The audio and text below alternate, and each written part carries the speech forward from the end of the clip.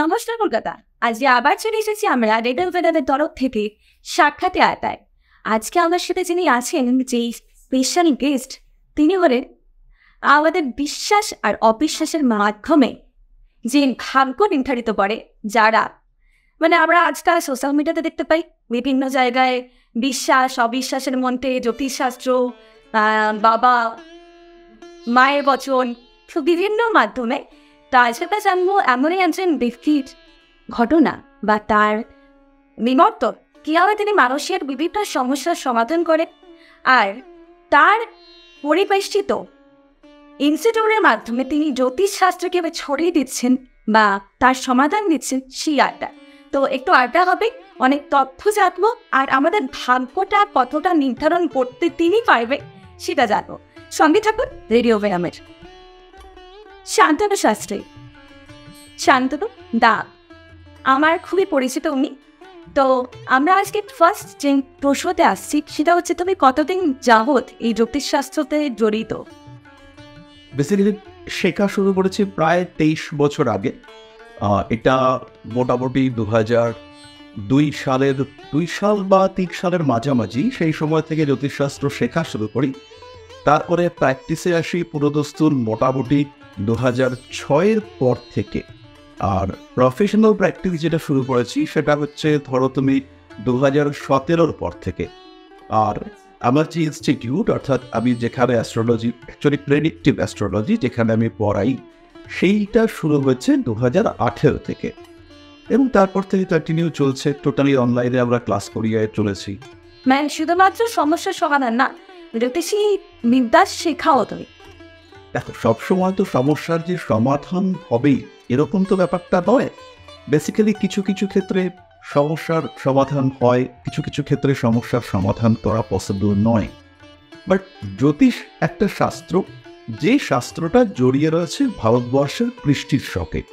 সভ্যতা সৃষ্টি হয়েছে জবে থেকে আমরা সময় শুরু হয়েছে ভাবতে পারি, সেই সময় থেকেই কিন্তু জ্যোতিষের চর্চা বা জ্যোতিষের বিবর্তন, জ্যোতিষের উৎপত্তি এটা শুরু হয়েছে।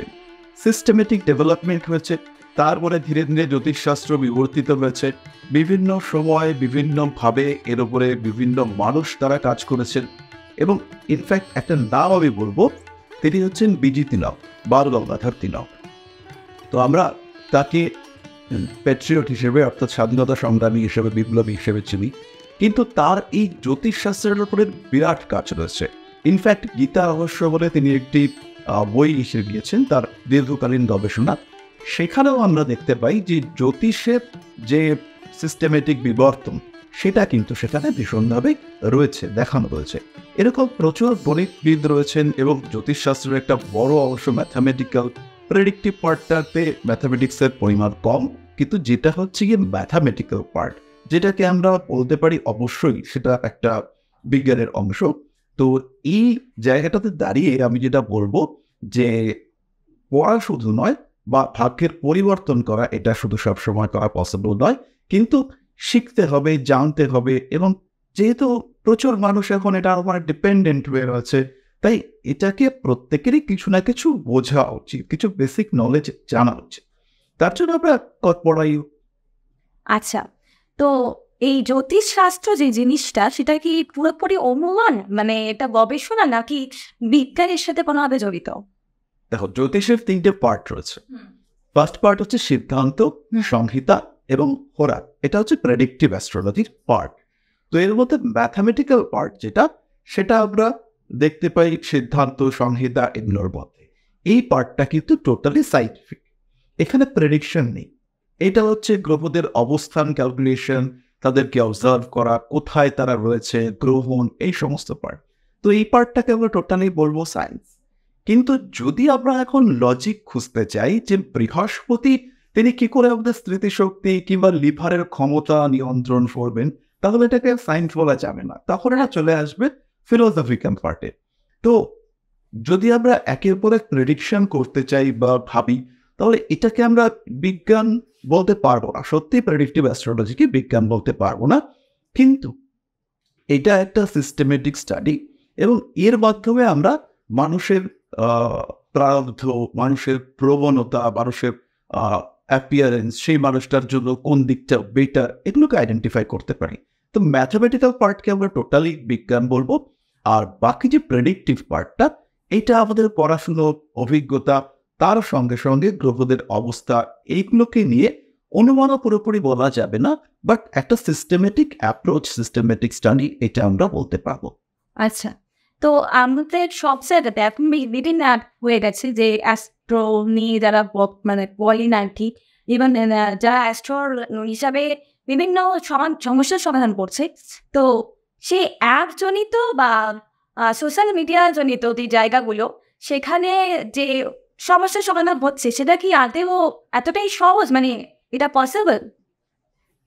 এখানে আমাদের যে উত্তর তুমি পাবে বা যে বিষয়টা আসবে, সেটাও কিন্তু বেশ খানিকটা কন্ট্রোভার্সিয়াল। প্রথম কথা হচ্ছে এই ভাগ্য। এই ভাগ্য বিষয়টাকে আমাদের কিছুটা উপলব্ধি করতে হবে। একজন মানুষ কোনো একটা সময় জন্মগ্রহণ করলো এবং সেই সময় তার একটা জন্মকুণ্ডলী তৈরি হলো গ্রহদের অবস্থানের উপরে।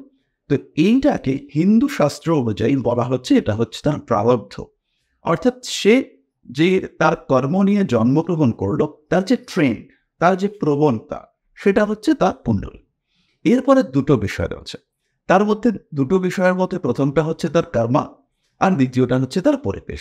ধরো এই মুহূর্তে তুমি আর আমি এখানে বসে আছি, তার একটা ইম্প্যাক্ট রয়েছে। এই সময় আমি তোমার সাথে কথা বলছি, এটা হচ্ছে আমার পরিবেশ। এবং আমার যে কর্মা, আমি যেভাবে ভাবছি, আমি যেভাবে চিন্তা করছি, আমি যেভাবে নিজের জীবনকে এনজয় করতে চাইছি, আমি সাত্ত্বিক জীবন থাকবো কিংবা আমি তামসিক জীবন উপভোগ করবো, এগুলোর মাধ্যমে আমার অ্যাক্টিভিটি, সেগুলো আমার ফিউচারকে কন্ট্রোল করবে। তো এই যে প্রারব্ধ, কর্মা এবং তার সঙ্গে সঙ্গে এনভায়রনমেন্ট, এই তিনটের কম্বিনেশন, এইটা মিলে হচ্ছে আমাদের ভাগ্য। তো কিছুটা পরিবর্তনশীল, কিছুটা পরিবর্তনশীল নয়। যেমন একটা এক্সাম্পল দিই, আমার কাছে খানিকটা লোহা আছে আর খানিকটা মাটি আছে। তো আমার এটা পুতুল বানাবো, আমি অবশ্যই মাটিটাকে চুজ করবো। লোহা দিয়ে পুতুল বানানোটা ভীষণ কঠিন। তো আবার যখন আমাকে একটা অস্ত্র তৈরি করতে হবে, তখন আমি মাটিটাকে না চুজ করে লোহাটাকে চুজ করবো। তো এরকমই আমাদের প্রত্যেকের একটা লিমিটেশন আছে, প্রত্যেকটা মানুষের। এবার এক্সপেকটেশন যদি আনলিমিটেড হয়, সেটা ফুলফিল হবে না। কিন্তু আমি চাকরি করছি, আবার চাকরিতে প্রমোশন হচ্ছে না, আমি বুঝতে পারছি আমি খাটছি, কিন্তু তাতেও আমার প্রমোশন হচ্ছে না। এক্ষেত্রে কিন্তু একটা লাক ফ্যাক্টর কাজ করে। এখানে ভাগ্যকে পরিবর্তন করা সম্ভব, কিন্তু ধরা যাচ্ছে কোনো একজন লেজ, তার পক্ষে প্রেগনেন্ট হওয়া পসিবল নয়, তার ফিজিক্যাল কনস্ট্রাকশন সেটা সাপোর্ট করছে না। এবার যদি আমি বলি যে আমি তাকে ভাগ্য পরিবর্তন করিয়ে কোনো একটা পুজো পাঠ করে কিংবা কোনো একটা ভাবে তাকে মা হওয়ার সুখ প্রদান করতে সক্ষম হব, তাহলে সেটা হচ্ছে গিয়ে অতিরিক্ত একটা ব্যাপার হবে। এটা কিন্তু নেক্সট ইম্পসিবল। একমাত্র ঈশ্বর এসে তিনি আর কি যদি চান, তাহলে এটা হতে পারেন। কিন্তু আমাদের পক্ষে কোনো রকম এক্সটার্নালি সাপোর্ট করে সেটা করা পসিবল নয়। তো একজন মানুষের পরীক্ষা দিতে যাচ্ছে, সত্যি সত্যিই খেটে যাচ্ছে, প্রচুর পড়ে যাচ্ছে, কিন্তু পরীক্ষা হলে ঢুকবার সময় সে প্রচণ্ডভাবে নার্ভাস হয়ে যাচ্ছে, বা তার হচ্ছে গিয়ে পরীক্ষা দিতে যাওয়ার সময় সে প্রত্যেকবারই বাস মিস করছে। এটাকে আমরা লাক ফ্যাক্টর বলতে পারি। এটা মিশনটা চেঞ্জ করা পসিবল, মানে চেঞ্জ করা পসিবল, এটা চেঞ্জ করা পসিবল। যে তার হচ্ছে গিয়ে এখানে এটা যেহেতু লাক ফ্যাক্টর কাজ করছে, সে অন্যরা ঠিকঠাক পৌঁছতে পারছে, সে পড়াশোনা করেও পৌঁছতে পারে। আমার মতে কারোর যদি লাক খুব খারাপ যায়, সেই লাকটা তুমি ভালো করতে পারো না, এটা কিন্তু লাক ফ্যাক্টর। আর আমি পড়াশোনা করবো না, কিন্তু আমি পরীক্ষায় গিয়ে ভালো রেজাল্ট এক্সপেক্ট করবো এবং তার জন্য আমি স্টোন পড়বো, এটা কিন্তু লাক ফ্যাক্টর নয়। সুতরাং এই যে লাক ফ্যাক্টর যেটাকে আমরা বলছি, সেটাকে আমরা কিছু কিছু ভাবে চেঞ্জ করতে পারি। তাহলে এই চেঞ্জ করার প্রসিডিওর কি হতে পারে? এবার নিশ্চয়ই এটা তোমার প্রশ্ন আসবে যে তাহলে কীভাবে পাল্টাবো, বা এইটা চেঞ্জ করবার জন্য এখানে আমাদেরকে দেখতে হবে যে এই লাক ফ্যাক্টরটা টাইম ওরিয়েন্টেড না প্ল্যানেট। ধরা যাক এটা আমরা বুঝতে পারছি যে বৃহস্পতি কারোর কুণ্ডলিতে কোনো কারণে ডিস্টার্ব আছে। অ্যাস্ট্রোলজিতে এরকম অনেকগুলো কথা হয়, যেমন উচ্চস্থ, নিচস্থ, দুর্বল, পীড়িত। তো কোনো কারণে সে ডিস্টার্ব আছে। এই 7.5 দশা মানে শরীরের একটা মুভমেন্ট, সেটাকে 7.5 বলা হয়। এনিওয়ে, তো আর দশাটা হচ্ছে টাইম ফ্রেমের ব্যাপার। দশাটা ইন্ডিকেট করে টাইম। তো ইদার আমার গ্রহটাই খারাপ অথবা আমার টাইমটা খারাপ। তো এইটাকে আমরা মেরামত কিছুটা করতে পারেন। এবং এর জন্য কিছু সিস্টেমেটিক রেমেডি আছে, আমাদের কর্মা আছে। আমরা স্তোত্র পাঠ করতে পারি, স্তোত্র পাঠ করে আমাদের এনভায়রনমেন্টকে চেঞ্জ করতে পারি। এনভায়রনমেন্ট মানে আমার বাইরের সব কিছু, আমার এয়ার, আমার বডিটাও পার্ট অফ মাই এনভায়রনমেন্ট। অর্থাৎ আমি যদি একটা স্তোত্র পাঠ করি প্রপার ওয়েতে, তাহলে সেই স্তোত্র পাঠও কিন্তু একটা এনার্জি ভাইব্রেশন ক্রিয়েট করবে। এরকম নয় যে তার জন্য আমাকে খুব বড় বড় রত্ন পাথর এরকম পড়তে হবে, বা আমি যদি কোনো একটা রেগুলার একটা সিস্টেমেটিক স্টাডি খুব ভুল না করি, মানে আমাদের এই স্তোত্রগুলোতে যেই মানে ভাষা বা যেই শ্লোকের বিবট মানে বর্ণনা থাকে, তো সেইখানে কি আমাদের ওই সাবকনসিয়াস মাইন্ডে যে বার্তা পৌঁছানোর ব্যাপারটা থাকে, আমি মানে নর্মালি শোনা যে আমরা একটা মানে বার্তা পৌঁছাই যে এই কাজটা আমরা করতে পারবো, এই পজিটিভভাবে চিন্তা করার যে ভাবনাটা, এটা কি কোনোভাবে এটার সাথে যুক্ত? এক্স্যাক্ট, এগুলো আমাদের যে কনসিয়াস মাইন্ড বা সাবকনসিয়াস মাইন্ড বা আমাদের বডি, যেটা হচ্ছে আমাদের আত্মার আধার, তাকে হচ্ছে গিয়ে উদ্দীপিত করে। যেমন আপনি রেগুলার মিথ্যে কথা বলে যাচ্ছে, প্রত্যেক দিন আমি মিথ্যে কথা বলি। এবার মিথ্যে কথা বলতে বলতে আস্তে আস্তে আমার অভ্যেসই হয়ে যাবে যে আমি সত্যি কথা বলতে চাইলেও আমার মনে হবে যে না, একটু ঘুরিয়ে বলি, একটু অন্যভাবে বলি। আবার আমি প্রত্যেকটা ক্ষেত্রেই সত্যি কথা বলি, সবসময় আমি সত্যি কথা বলছি। তাহলে যখন আমি কাউকে একটা মিথ্যে কথা বলবো, তখন আমার মনের মধ্যে একটা দংশন কাজ করতে থাকবে। তো এই যে আমাদের সাংস্কৃতিক মন্ত্রগুলো রয়েছে, এই ভাষাটাকে বলা হয়েছে দেব ভাষা। আচ্ছা, তো এখানে যে ওয়ার্ডগুলো রয়েছে এগুলো কঠিন, এবং প্রত্যেকটা ওয়ার্ডে ডিফারেন্ট ভাইব্রেশন রয়েছে।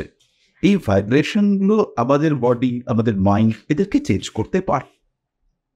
তো কেউ যদি রেগুলার এই কাজকর্মগুলো করতে থাকে, অর্থাৎ মন্ত্র পাঠ বা প্রপার ওয়েতে তারা ফুড হ্যাবিট চেঞ্জ করেন, সেই ক্ষেত্রেও তাদের এই লাক ফ্যাক্টর কিন্তু পজিটিভ দিকে আসতে পারে। কিন্তু খেয়াল রাখতে হবে যে কতটা আমার এক্সপেকটেশন।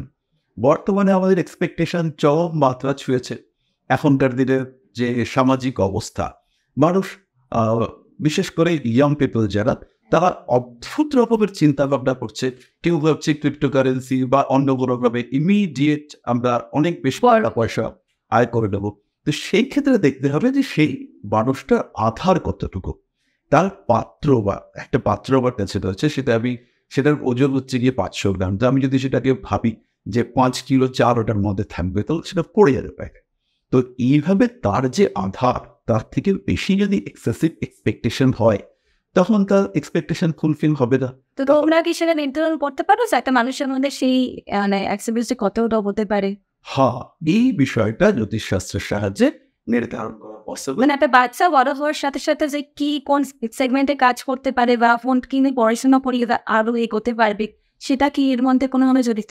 এইটা আমরা মোটামুটি গাইড করতে পারি। এবার মোটামুটি ওয়ার্ডটা কেন বললেন? আগেকার দিনে পেশা ছিল 4। মানুষদের 4টে ভাগে ভাগ করা হতো: ব্রাহ্মণ, ক্ষত্রিয়, বৈশ্য, শূদ্র। 4 ধরনের মানুষের 4 ধরনের পেশা। এখন পেশার সংখ্যা হচ্ছে বেশ কয়েক হাজার। তো এইবার এটাকে আইডেন্টিফাই করা, এটা তো ভীষণ কঠিন। বাট একটা মানুষের ট্যালেন্ট কোন দিকে, সে কি পড়াশোনার সময় মুখস্থ বিদ্যাকে প্রায়োরিটি দেবে না তার মেধাকে প্রায়োরিটি দেবে, এর উপরে ডিপেন্ড করে আমরা তাকে গাইড করার চেষ্টা করতে পারি। তবে সবসময় আমরা বলবো, বাচ্চার যেটা বেসিক ক্যারেক্টারিস্টিক্স, সে যেদিকে যেতে চাইছে সেদিকেই তাকে যাওয়ার সুযোগ করে দেওয়া উচিত।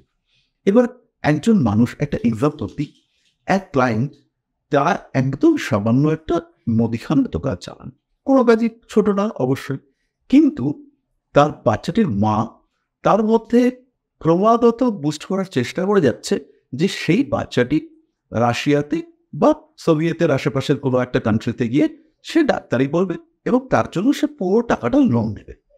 এবং এটার জন্য ভদ্রমহিলা কন্টিনিউয়াসলি তার সন্তানকে চেষ্টা করে যাচ্ছে যে যাতে বাচ্চাটা এটা করতে পারে। তাহলে বাচ্চাটা এই যাতায়াতের পরে যে খরচাটা হবে সেটা হচ্ছে অ্যাপ্রক্সিমেটলি 70 থেকে 80 লাখ টাকা টোটাল টাইম লোনে। তাহলে সে যখন MBBS কমপ্লিট করে তার প্রফেশনে আসবে, তখন তার মাথার উপর একটা বিরাট লোনের বোঝা থাকবে। তাহলে সে প্র্যাকটিস করবে, তা লোন শোধ করবে না ফার্দার স্টাডি করবে। তাহলে এই যে এক্সপেকটেশনগুলো, এগুলো কিন্তু মারাত্মকভাবে তৈরি হয়। তো আমি একটা জিনিস প্র্যাকটিক্যালি দেখেছি যে মানুষের এই এক্সপেকটেশনগুলোকে আমরা যারা এই শাস্ত্র প্র্যাকটিস করি, তারা কিছুটা কন্ট্রোল করতে পারে। আমরা তাকে খুব সহজেই বলতে পারি যে ডাক্তারি পড়া কিন্তু এর জন্য খুব একটা সুবিধাজনক নয়। ফলে এর ফলে একটা ফ্যামিলিকে কিন্তু কিছুটা প্রোটেকশন দেওয়া যেতে পারে। তো এই বিষয়গুলো আমরা জ্যোতিষশাস্ত্রের ক্ষেত্রে দেখতে পাই। তবে বেশিরভাগ ক্ষেত্রেই মোটামুটি একটা গাইডেন্স পাওয়া যায়, কিন্তু 100% এই বাচ্চা মেরিন ইঞ্জিনিয়ারিং পড়বে কিংবা এই মানুষটা সফটওয়্যার ডেভেলপমেন্টে কাজ করবে, এ হচ্ছে গিয়ে আইটি দিয়েই পড়বে, এটা বলা কিন্তু ভেরি টাফ। ইনফ্যাক্ট বলা যেতে পারে নেক্সট টু ইম্পসিবল। তবে বুঝতেই পারছেন যারা জ্যোতিষশাস্ত্র নিয়ে ভাবেন যে আমি একটা প্রবলেম নিয়ে গেলাম আর সেই সমাধান করে দেবে, তা কিন্তু নয়। সে একটা দিক দেখাতে পারে আপনার আগে বেরোনোর জন্য। তো আপনাকে বুঝতে হবে আপনার জন্য সঠিক কোনটা, তারা হয়তো সেই দিকটা নির্ধারণ করতে পারে। শুধু সাথে থাকবো আমি জানতে চাইছি যে এই যে আমরা নানা রকমের গ্রহ অথবা পড়ি, যেমন গোমেঘ, নীলা, চুনি, মুক্ত, বিরাট, তো এইগুলোর ওপরে কি সত্যি সত্যি ভাগ্য নির্ধারণ করে নাকি এটা পুরোপুরি ব্যবসা? এবার যদি তুমি লজিক জানতে চাও, সেই ক্ষেত্রে কালার এফেক্ট একটা হতে পারে। তো কালার বা এই যে লাইটের এফেক্ট, এটাকে যদি আমরা বলি তাহলে একটা পান্না, আমরা কলম্বিয়ান পান্না বলে একটা স্পেসিফিক অরিজিনাল পান্না রয়েছে, মোটামুটি বাজারে 20 থেকে 25,000 টাকা ক্যারেটের হিসাবটা তোমায় গ্রামে বললে বুঝতে পারবে। 5 ক্যারেট হচ্ছে 1 গ্রাম, মানে 1 গ্রাম পান্নার দাম সেটা হচ্ছে 1 লাখ। তাহলে 1 গ্রাম বা 1 গ্রামের একটু বেশি একটা পান্না একজন মানুষকে পড়তে হবে। তাহলে তার যদি সবুজ রঙেই কাজটা হয়ে যায়, তাহলে যদি পান্না কেন পড়বে? তো এই ক্ষেত্রে ব্যাপারটা সত্যি সত্যিই কন্ট্রোভার্সিয়াল, এবং রিয়েলি কোনো প্রুফ এর ক্ষেত্রে কিন্তু পাওয়া যায়নি যে পাথরগুলো কাজ করে কিনা। বাট অ্যাজ অ্যান অ্যাস্ট্রোলজার আমি নিজে 2-1টা পাথর ইউজ করি, এবং আমার মনে হয়েছে যে পাথরগুলো সত্যি সত্যিই কাজ করে। কিন্তু এর কোনো প্রুফ বা ব্যাখ্যা সেটা কিন্তু পাওয়া যাবে, সত্যি সত্যিই পাওয়া যাবে না। বা কীভাবে কাজ করে, এখান থেকে কী রে তৈরি হয়, এবং এই যে বিশেষ পাথরগুলো এর কী ধরনের এফেক্ট হয়েছে, এই নিয়ে কিন্তু বর্তমান পৃথিবীতে সত্যি সত্যিই কোনো সলিড গবেষণা করা হয়নি। আচ্ছা, তো যেগুলো ধরেন জ্যোতিষী শাস্ত্রী, তো সেখানে আমাদের কাছে সব থেকে হলো মানে খাবার জায়গা হচ্ছে ভাব্য বলতে কি বলবে? ভাগ্য বলতে তো আমরা এর আগেও ধরে একটা জিনিস বললাম যে 3টে কম্পোনেন্টের কম্বিনেশন হচ্ছে ভাগ্য। তার মধ্যে রয়েছে প্রারব্ধ, তার সঙ্গে রয়েছে কর্মা, এবং তার সঙ্গে রয়েছে এনভায়রনমেন্ট। তো ভাগ্য হচ্ছে এই 3টে বিষয়ের একটা কম্বিনেশন, এবং এর মধ্যে আমাদের একদম ফিক্সড যেটা আমাদের জন্মের সময় প্রারব্ধ বা জন্মকুণ্ডলী, এরপরে আমার এনভায়রনমেন্ট। অনেক সময় আমরা দেখেছি যে 2টো যমজ বাচ্চা, তারা একজন থাকলেও কলকাতাতে, আর একজন তার 2টি যমজ বাচ্চাকেই একটু অ্যাডপ্ট করেছেন, একজনকে কলকাতার একজন অ্যাডপ্ট করেছেন, আর একজন বন্ধু, একদম সত্যি ঘটনা বলছি, 2 বন্ধু 2টো বাচ্চাকে অ্যাডপ্ট করেছেন, আর এক বন্ধু অ্যাডপ্ট করবার পরেই তিনি লন্ডনে চলে গেছেন। এবার 2জন বাচ্চা একই জায়গায় জন্ম, দুজনেরই ভাগ্য একইভাবে চলছিল, দুজনেই অনাথ আশ্রমের দিকে যাচ্ছিল। সেখান থেকে 2 বন্ধু, দুজনেই ডাক্তার, তারা অ্যাডপ্ট করলেন দুজনকে, প্রায় একই রকম ভাগ্য। তারপরে একজন চলে গেলেন লন্ডনে, আর একজন চলে থাকলেন কলকাতায়। এর মধ্যে একটি বাচ্চার সঙ্গে যোগাযোগ রয়েছে, বেশ ভালো ডেভেলপ করছে সে, এবং অন্য বাচ্চা সে তো লন্ডনে রয়েছে, সেও এক্সপেক্টেড খুব ভালোভাবেই বড় হচ্ছে। কিন্তু দুজনের ভাগ্য, একজন ভারতবর্ষে রয়ে গেল, একজন বিদেশে রয়ে গেল। পরিবর্তনগুলো কি থেকে? সেটা তার এনভায়রনমেন্ট থেকে। এনভায়রনমেন্ট মানে শুধু পরিবেশ প্রকৃতি তা নয়। এই যে আমি আর তুমি আজকে বসে আছি, আমার সামনে আজকে তুমি বসে আছো, এই তুমিও কিন্তু এনভায়রনমেন্টের একটা পার্ট। এবার তোমার চিন্তা ভাবনা সেটা আমার থট প্রসেসকে প্রভাবিত করছে। তো এই সমস্তটাই হচ্ছে এনভায়রনমেন্ট, এটা রয়েছে। এবং তার সঙ্গে সঙ্গে রয়েছে কর্মা। আমি কি করবো, আমি কিভাবে আমার লাইফস্টাইল ফিক্স করব, আমার এক্সপেকটেশন কতটা থাকবে, কোন দিকে আমি যেতে চাই, এই সমস্তটাই হচ্ছে পার্ট অফ আমার কর্মা। তো এই সমস্ত বিষয়ের কম্বিনেশনে আমাদের ভাগ্য তৈরি হবে। এবার এই ভাগ্যকে নিয়েই আমরা এগিয়ে যাব। তো ভাগ্য নিয়ে অনেক কিছু শুনলাম। ভাগ্য যারা বোঝেন বা জানেন ভাগ্য আমার খারাপ বা ভাগ্য আমার ঠিক হবে, এই প্রশ্নগুলো সবার মনেই থাকে যে আমার দিনটা ভালো যাচ্ছে না, এটার পেছনে কী কারণ হতে পারে। নিশ্চয়ই কোনো শাস্ত্রের কাছে গেলে সেটা ঠিক হয়ে যাবে। তো ঠিকটা অ্যাকচুয়ালি আমরা কর্মের মাধ্যমেই করি সেটাই বললেন দাদা। আরও অনেক কিছু শুনবো, সেটা হচ্ছে বিভিন্ন জায়গায় বিভিন্ন শাস্ত্রে বিভিন্ন জ্যোতিষবিদ রয়েছেন যাদের প্রচারের মাধ্যমে তারা প্রচার করেন, যেন অ্যাডের মাধ্যমে, খবরের কাগজের মাধ্যমে, লিফলেটের মাধ্যমে, যে আসলেই সমস্যার সমাধান হয়ে যাবে। কিন্তু যখন তাদের কাছে যাওয়া হয় দেখতে পাওয়া যায় যে বিভিন্ন প্যাকেজেস আছে, যে তুমি তোমার চাকরি পেতে হলে তুমি আমাকে এত টাকা দাও, আমি তোমার চাকরি পাইয়ে দেবো। তো এই টাকাটাই কি বলবে? এটা তো ভীষণই কন্ট্রোভার্সিয়াল প্রশ্ন। বেসিক্যালি জ্যোতিষশাস্ত্র একদিকে অবহেলিত, আর একদিকে হচ্ছে একটি মহান শাস্ত্র। কেন অবহেলিত? কারণ সরকারি জায়গাতে বা কলেজ, ইউনিভার্সিটি এই লেভেলে দীর্ঘদিন জ্যোতিষশাস্ত্রকে পড়ানো হয়নি, বা এটার চর্চা সেটা স্বীকৃতি পায়নি। এই জন্য শাস্ত্রটা অবহেলিত রয়ে গেছে। তাহলে মহান কেন বললাম? কারণ হচ্ছে এই শাস্ত্র কিন্তু কারোর দিকে মুখ ফেরায়। আজকে একজন মানুষ তিনি খুব নিম্নস্তরীয় একটা প্রফেশনের সঙ্গে রয়েছেন, এই শাস্ত্রটা মানে এডুকেশন ওরিয়েন্টেড, পড়াশোনা করতে হয়, প্রচুর পড়াশোনা করতে হয়। তো আজকে একজন মানুষ তিনি ধরে নিচ্ছে চোর, তো কালকে তার ইচ্ছে হলো আমি আর চোর থাকবো না, আমি জ্যোতিষ চর্চা করবো। তো জ্যোতিষশাস্ত্র তাকে অ্যাকসেপ্ট করেছে, তাকে বারণ করেনি যে তুমি জ্যোতিষ চর্চা করো না। একজন মানুষ তিনি টিচার, তার ইচ্ছে হলো আমি জ্যোতিষ চর্চা করবো, জ্যোতিষ তাকেও অ্যাকসেপ্ট করেছে। একজন মানুষ তিনি ড্রাইভার, তার ইচ্ছে হলো আমি জ্যোতিষ চর্চা করব, জ্যোতিষ তাকেও অ্যাকসেপ্ট করেছে। এরকম কোথাও নেই যে জ্যোতিষ চর্চা করতে গেলে তোমার একটা স্পেসিফিক কোয়ালিফিকেশন লাগবে। তো এই যে বেসিক কোয়ালিফিকেশনের অভাব, এইটা থাকার কারণে মানুষ কিন্তু চটপট জ্যোতিষ চর্চার মধ্যে চলে এসেছে, এবং চলে আসার ফলে বিজ্ঞাপনটা খুব ইজি হয়ে গেছে। তারাও ভাবছেন না যে কতটা আমি চেঞ্জ করতে পারবো, ভাগ্য কতটা আমি চেঞ্জ করতে পারবো। বিজ্ঞাপনের প্রচুর খরচা, সেটা তোলবার জন্য তাদেরকে কোনো না কোনোভাবে অ্যাড করতে হচ্ছে যে এটা চেঞ্জ হয়ে যাবে। আমরা টিভিতে বা অন্যান্য জায়গায় বিভিন্নভাবে দেখতে পাই যে এইভাবে ভাগ্য পাল্টে দেবো, এইভাবে করে দেবো, সেই করে দেবো, কিন্তু আলটিমেটলি কতটা হওয়া পসিবল সেটা আমাদেরকে দেখতে হবে। এবং আরেকটা বিষয় হচ্ছে আমাদেরকেও উপলব্ধি করতে হবে যে আমি কতটা পেতে পারি। এখন আমি যদি মনে করি যে আজকে আমি এখানে বসে রয়েছি, আমার একটা ছোট্ট গাড়ি রয়েছে, কিন্তু কালকে আমার একটা পার্সোনাল হেলিকপ্টার চাই, তো এটা তো আমার যে আগ্রহ, আমার যে ইচ্ছে, এটা তো একটা অবান্তর ইচ্ছে হলো। এবার এই হেলিকপ্টার কিনবার জন্য আমি যদি নেমে পড়ি যে আমি কালকে থেকে অ্যাড দিয়ে শুরু করলাম, যা যা সমস্যা তোমার জীবনের সমস্ত সমস্যা আমি সলভ করে দেবো, যা যা প্রবলেম রয়েছে সেগুলো আমি সমস্ত কিছু সলভ করে দেবো, এবং সমস্ত কিছু ইনক্লুডিং বশীকরণ, তুমি আমার কাছে আসলে পরেই তোমার যে প্রেমিক প্রেমিকা বা এনিওয়ান তাকে আমি বশ করে দেবো, হারে আমার লাগবে একটা ফটো, ভেরি ইজি। তো তার কাছ থেকে আমি কত টাকা পাবো, এখানে একটা মজার ব্যাপার রয়েছে। ধরো 5,000, 10,000, 15,000, 20,000, 25,000, 1 লাখ, ম্যাক্সিমাম 2 লাখ। তাহলে আমি যদি ধরো বশীকরণ করতে জানি, সে আমি বশীকরণ করতে পারি, তো এবার আমি তোমার পেছনে, তোমার হাজব্যান্ডের পেছনে বা যে লোকটার পেছনে কেন সময় নষ্ট করবো? আমার সামনে শাহরুখ খান রয়েছেন, সম্ভবত 10,000 কোটি টাকার মালিক, মুকেশ আম্বানি রয়েছেন, বহু বহু বহু কোটি টাকার মালিক। আমি তাদের ছবি রয়েছে, তাদের ছবি রয়েছে, নাম রয়েছে, ফ্যামিলির লোকেদের নাম রয়েছে, আমি তাদেরকে ফিন্ডিয়ে বশীকরণ করবো। তো বেসিক্যালি ব্যাপারটা এরকম নয়, এরকমভাবে পসিবল নয়। তো আমাদের সবসময় বুঝতে হবে যে আমাদের ক্ষমতা কতটা আমরা পেতে পারি, এবং সত্যি সত্যি লাক ফ্যাক্টর এখানে কতটা কাজ করছে। বাচ্চা পড়াশুনো করছে না, বা চাকরির পরীক্ষা দিয়ে চাকরি পাচ্ছে না, তো এর জন্য আমাকে পড়াশুনোর মাত্রা বাড়াতে সবার আগে চাকরির।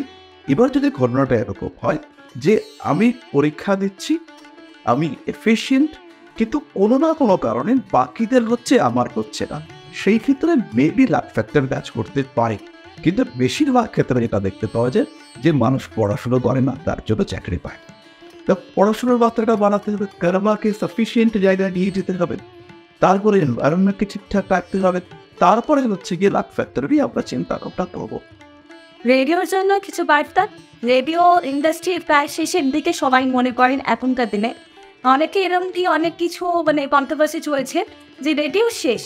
তো তোমার মতে রেডিওর কোথায় দাঁড়িয়েছে? আমার তো একটা নফলিং মনে হয় না, যখন আমি ড্রাইভ করি তখন আমি সবসময় FM শুনতে আসি। এটা তো আমারও ভীষণই ভালো লাগে, এবং সেখানে প্রচুর তথ্য পাই, বিভিন্ন জিনিস যেগুলো সম্পর্কে আমার কোনো ধারণাই ছিল না, সেই সমস্ত বিভিন্ন জিনিস জানতে পারি। ফলে রেডিও একটা পার্ট অফ এন্টারটেনমেন্ট, এটা ছিল, আছে, থাকবে। ছোটবেলায় আমরা রেডিও যেমন শুনতাম, এখন সিস্টেমটা চেঞ্জ হয়েছে, মানুষের এন্টারটেনমেন্টের টাইপ চেঞ্জ হয়েছে। তো ফলে রেডিও শেষ হবে বলে আমার তো পার্সোনালি কখনোই মনে হয়নি বা হয়ও না। ইনফ্যাক্ট আজকে রেডিও বেদমে এসে তো একটা মনে হচ্ছে যেন এখানে রেডিও একটা নতুন জার্নি স্টার্ট করছে। এটা তো আমার ভীষণই ভালো লাগছে, এখানে এসেও খুব ভালো লাগছে। Thank you so much. এরকম অনেক তথ্য এবং বিভিন্ন জনের বিভিন্ন কথা, তাদের অভিজ্ঞতা, তাদের ক্যারিয়ার সম্পর্কিত বিভিন্ন জ্ঞান নিয়ে আপনাদের পাশে থাকবে রেডিও ভেনম। সঙ্গে থাকুন, দেখতে থাকুন, শুনতে থাকুন রেডিও ভেনম। যে